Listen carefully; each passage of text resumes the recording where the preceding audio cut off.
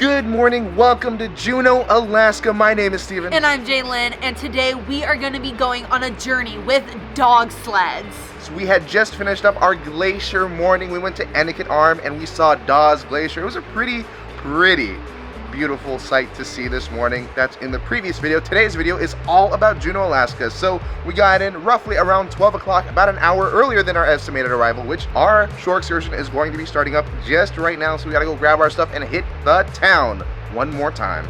Let's go sled on some dogs. No, let's go dog sledding.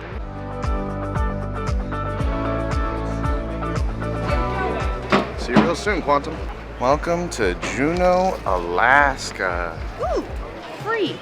Juneau, Alaska. Let's go ride some doggy. So we've gotten off on the pier and there's just a bunch of people with Royal Caribbean Excursions, signs, a bunch of different numbers, so many tours going all different ways. We're on one of them. We're group number 13. Yes.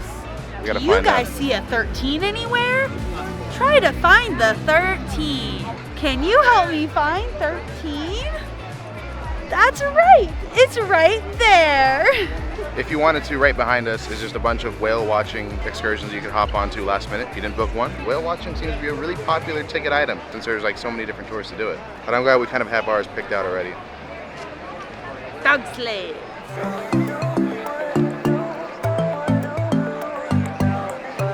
Guys, just wanna go ahead and follow me.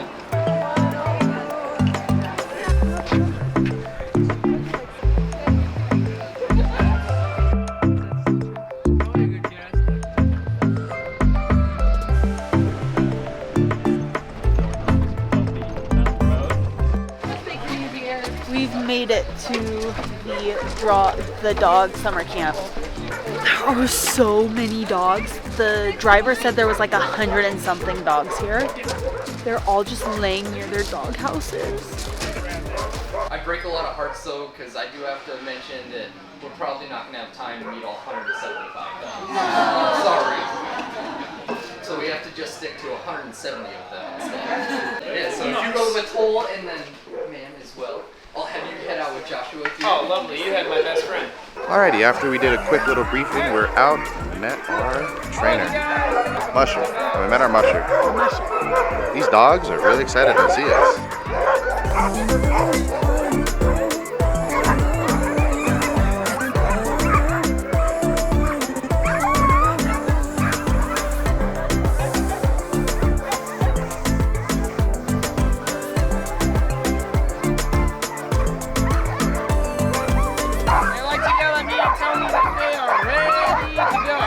Once we get on the trail, then we'll get a lot quieter, a lot calmer. While we're on the trail, I want everybody to stay on the cliff the whole time, right?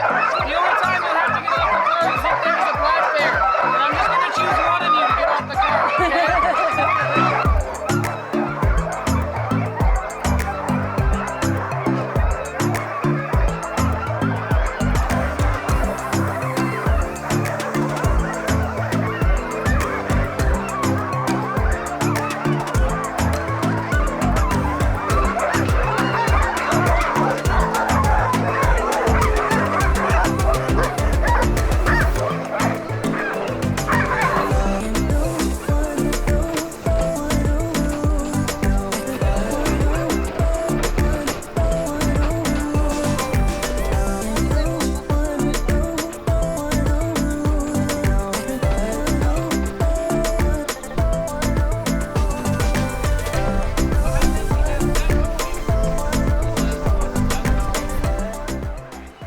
Take a lot of rests for the dogs, and if they had it their way, they'd run themselves to exhaustion. They just love to run.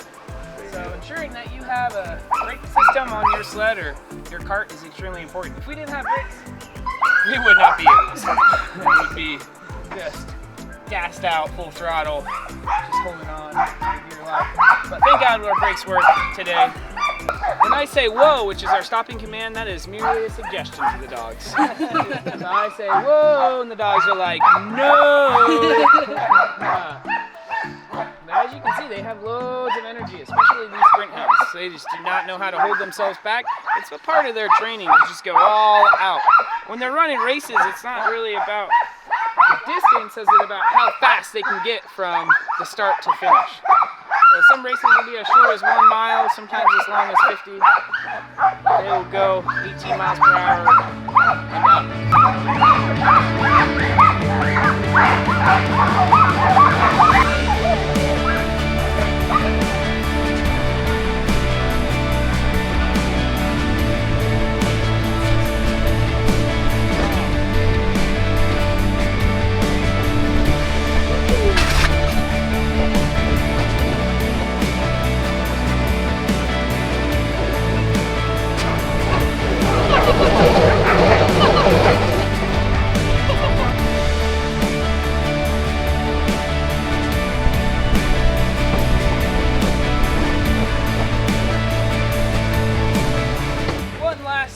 for the dogs. We specifically designed this huddle for the dogs and for us as well. For hot days when we want to take a dip and the dogs need to cool off. Sometimes when you're running on the trail, you'll notice a dog that's just kind of slowing down, not keeping up with the rest of the pack. So what we like to do, you gotta get behind the dog. You gotta grab the dog's tail and you want to wind it up to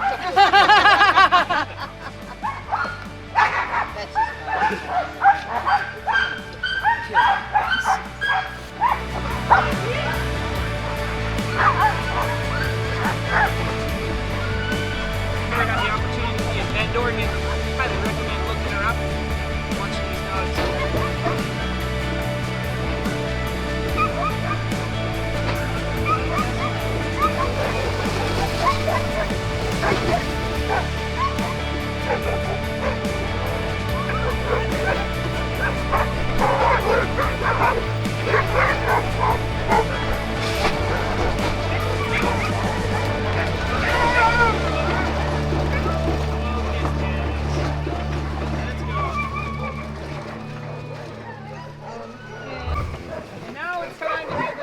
Well-deserved reward. Butt scratches, belly rubs go a long way.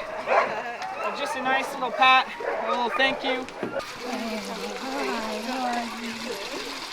You are such a good dog. You're such a leader. Oh, do I get 2 at once?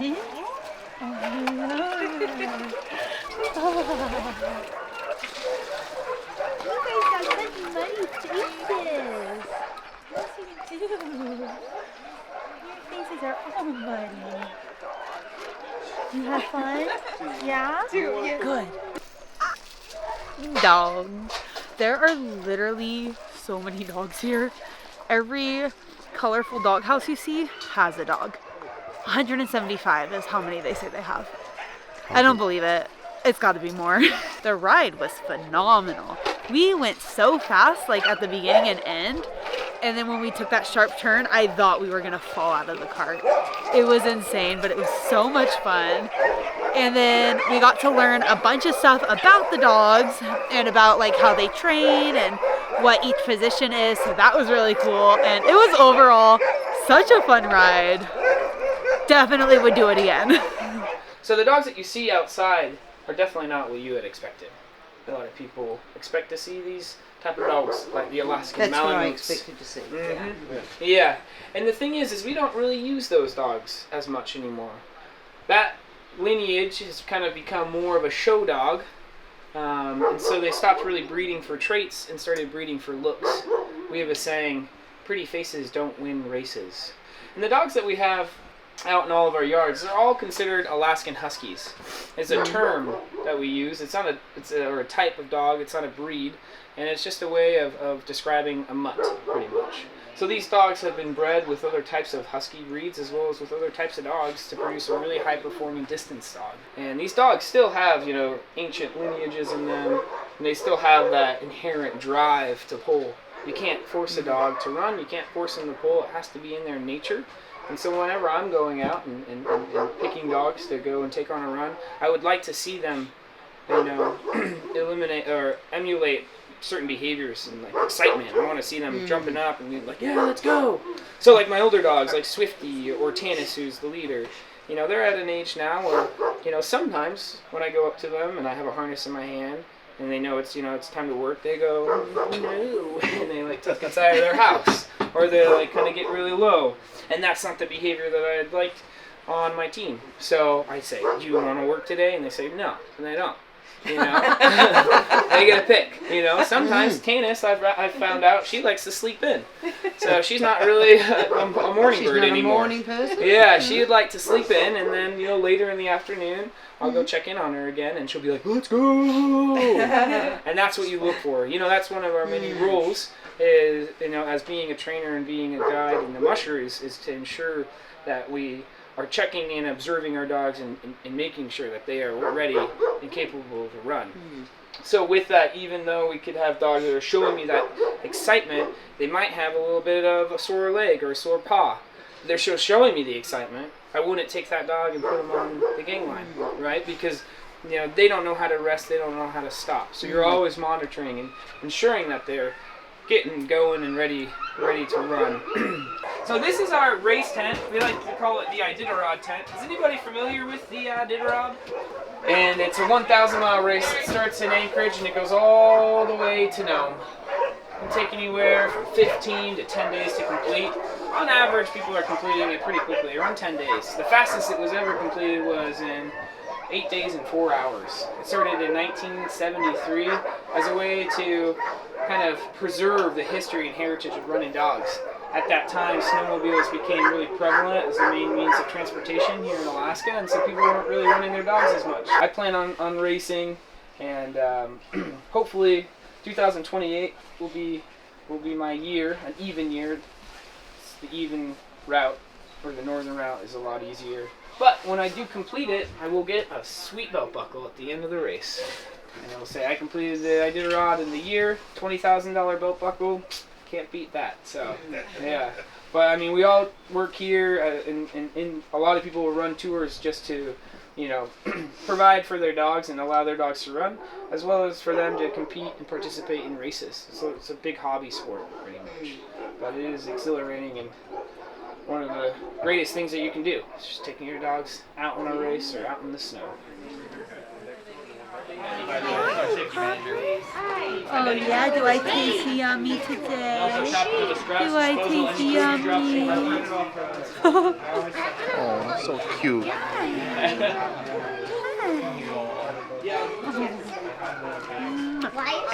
Are you nibbling on my jacket? She's a little baby. Yes, She's actually getting you pretty are. big. Kind of chubby now. She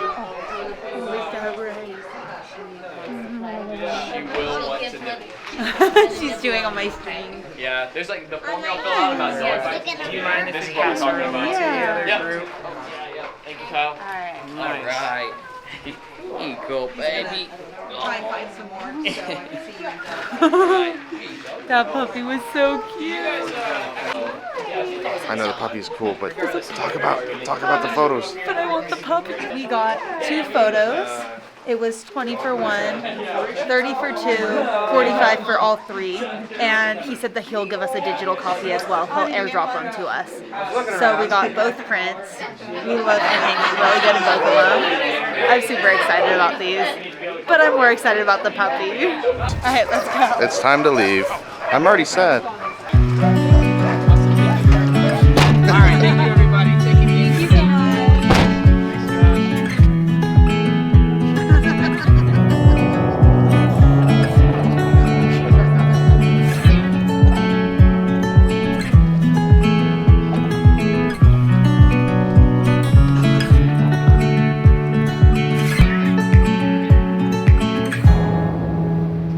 We just made it back from the Sled Dog summer camp, and oh my gosh, was that so much fun. They had so many dogs, 175 to be exact. All Alaskan Husky type. It's not really a breed because basically it's a mutt. So each one is bred a little bit different to have different attributes. Now, we did do this tour directly through Royal Caribbean, meaning that we booked it on board. It's actually to make up for another excursion that did get canceled. It cost $279 a person to book the excursion. Thankfully, because of our canceled excursion, though, we actually got 15% off. So I believe it's actually to match that of the pre-cruise sale that they usually run. Make sure as soon as you book your cruise to check out and see if there's any sales or what deals they're running, and book it as early in as advanced as you can, because sometimes they run better deals before the cruise than what you will find definitely on board. We did get the 50% off, so that ended up being $50 off, and it made it a little bit more worth it for us, because $600 total for both of us would have been a little steep, so that extra percentage off really made a difference for us. Yes, now I highly recommend doing this one. Along with riding on the sled and petting the dogs, we also learned the immense history of the Alaskan Husky and all of the procedures they go through, training and everything to get them ready for their races. Now, I don't think you realize this, and we definitely didn't realize it. Dog sledding actually dates back thousands of years. There's even history and evidence to point towards it coming from before us riding horseback. So that's kind of a crazy thing. Dog sledding now is just more of a tradition that they try to keep up and try to preserve that history. That's a lot of what Alaska is, which I think is really cool, and one of those things that are just, for sure, Alaska is dog sledding. Now, they're not going to be dog sledding on the snow or any glaciers. That's not what this tour is. You go in a wheeled vehicle, which I thought was still fun, definitely. I mean, that was still a lot of fun. Okay, let me just tell you. So this vehicle, it weighed 1,200 pounds unloaded, and with people in it, it could weigh up to 2,000 pounds. And there are 12 dogs pulling this vehicle. There is no motors, nothing. It is all dog power. When he told me the weights of that, 2,000 pounds, insane. I can't even wrap my hands around that. I think I went to the buffet a little bit too much, but that's okay. This is all for training for them. Of course, it's a summer camp. So the dogs come from Oregon, which right now, if they were to go exercise in Oregon right now, it's 80 degrees or higher, which is just not a good temperature. These dogs are really built for freezing temperatures, 0 degrees Fahrenheit. Yeah, 0 to negative 15 degrees is what they can withstand. So, think about that for a second. That's crazy. It is a shorter tour. It is only about 2 hours. It took us about 20 minutes to get out there. Then it was about 20 minutes on the trail. It was a small 2-mile loop. And then it was the rest of the time just spending time learning about the dogs, petting the dogs, hanging out, which was honestly the best part. And then the 20 minutes back, we'll finish up the rest of the time. There was actually a professional photographer there on the trail when we were riding. So he was set up in the middle of the trail with the camera, and we came right at him. I really thought we were gonna run him over. And he took immaculate photos of us. They are popping up right now. He sent us digital copies, and we got 2 printed copies. The prices were very reasonable. 20 for 1 photo, 30 for 2, 45 for 3. And we requested the digital copy, so he actually gave us 5 photos. Everyone there is so nice. The entire crew, I think there's about 18 of them between the drivers, the mushers, and the photographer, and all of the other support group that make that all possible. They're all very, very nice, and they were so knowledgeable about everything that has to do with dogs, and I think that alone makes it worth it. Yes. I'm looking forward to the next time that we have a chance to visit them. I would visit them in a heartbeat again, I think. We might in the future visit other dog sledding camps as well, because there's quite a few of them up here in Juneau, so I hope this helps you kind of decide whether or not you want to do this, because Yes, you do. we definitely really enjoyed it. Yes, you do. Steven is allergic to dogs, and he still loved it. You gotta do it. You have to do it. So maybe I didn't pet them, maybe I didn't play with them as much as she did, but it was still a great experience overall. So I guess that brings us to the end of today's video. It was so much fun doing the dog sledding. I hope this helped you on whether or not you want to do it. Maybe it helped you inspire to do this in Alaska. I think it's worth it. You should definitely do it. Jalen doubles that as well. Make sure to check out tomorrow's video, which is going to be a continuation of our Juneau experience, and of course keep along with the entire Quantum of the Seas series. We've been doing so much awesome things here in Alaska and on board. It's just such a fun cruise. As always, this isn't a goodbye, but just A see you real soon.